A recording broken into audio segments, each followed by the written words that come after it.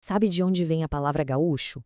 A história por trás de um dos nomes mais conhecidos do Brasil é, na verdade, uma jornada sobre identidade, conflito e, acima de tudo, sobre pertencimento. Bora desvendar essa história? Pois é, tem uma frase que diz que o Rio Grande do Sul nasce no calor de uma batalha. E para entender o gaúcho, a gente precisa primeiro entender essa terra. Um lugar que foi forjado em conflitos constantes, sabe? Uma fronteira onde a guerra acabou moldando o povo e a cultura.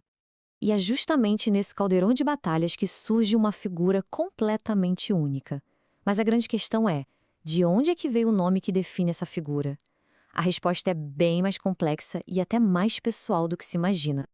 Então, tudo começa como em tantas outras histórias aqui do nosso continente, com um encontro de culturas que eram muito, mas muito diferentes, no mesmo lugar.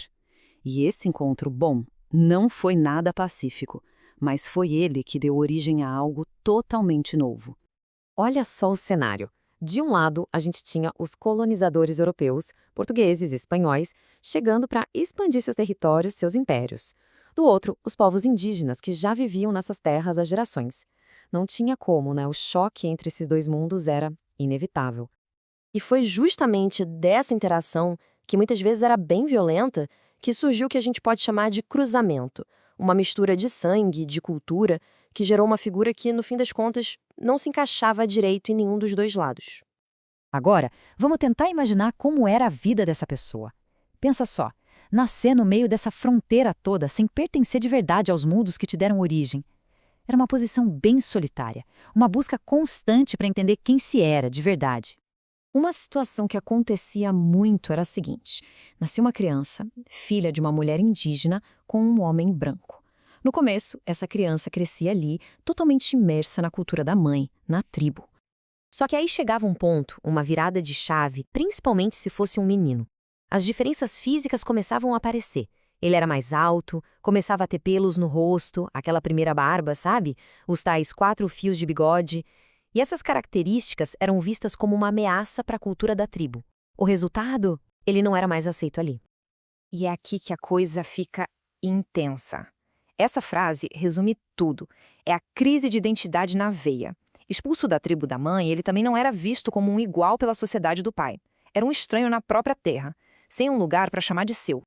Pois é, e é exatamente essa condição, essa sensação de não pertencer a lugar nenhum, que vai nos dar a resposta sobre a origem da palavra. O mistério está todo na descrição da vida dessa pessoa. Então, vamos juntar as peças aqui. Tudo começa com o cruzamento das culturas. Isso leva à rejeição, tanto de um lado quanto do outro. Essa rejeição cria uma condição de vida. A pessoa é criada solta, sem laços, um gaúcho. E essa condição, essa palavra, gaúcho, com o tempo, vira o quê? Vira gaúcho. A palavra-chave de tudo isso é guacho. É um termo antigo que significa exatamente isso: órfão, ou alguém que foi criado livre, solto, sem pertencer a um grupo. A condição de vida da pessoa deu um nome a ela. O que era, no fundo, um jeito de descrever a solidão, acabou virando seu título. Mas o mais incrível dessa história toda, para mim, é ver como o significado dessa palavra se transformou completamente com o tempo. É uma jornada que reflete a própria história de um povo inteiro. Pensa só nisso. Uma palavra que nasceu para descrever um órfão, um rejeitado, alguém sem lugar no mundo, hoje é um dos maiores símbolos de orgulho regional que a gente tem no Brasil. O gaúcho virou sinônimo de coragem, de independência, de tradição. É uma reviravolta de 180 graus, né? Isso tudo deixa a gente com uma baita reflexão, né? A história do termo gaúcho mostra como uma identidade pode ser forjada a partir da marginalização.